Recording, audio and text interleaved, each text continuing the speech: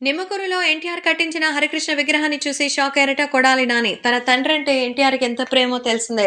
తాను ఉన్నత స్థాయిలో ఉండాలని తన తండ్రి కలలు కన్నారని, మరి తన వల్ల తన గౌరవం ఎప్పుడు భంగం కలగకూడదని, తననెప్పుడూ అందరూ అభిమానించి, ఆదరించి, సత్కరించేవారు ఉండాలని మరి హరికృష్ణ గారు కోరుకునేవారు.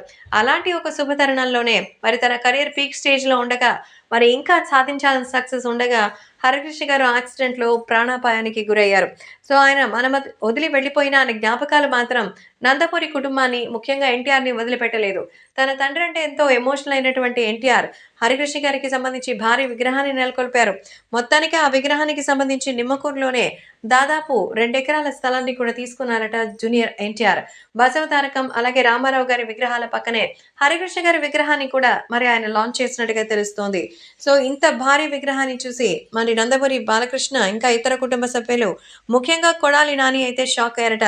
హరికృష్ణకి నమ్మిన బంటులాగైతే కొడాలి నాని ఉండేవారు. గతంలో మరి అన్న అంటూ ఎంతో ప్రేమగా ఆయనతో పాటు తిరిగేవారు. అలాంటిది మరి జూనియర్ ఎన్టీఆర్ తర్వాత ఇండస్ట్రీకొచ్చాక ప్రతి పనిని ఆయనే స్వయంగా చూసుకునేవారు.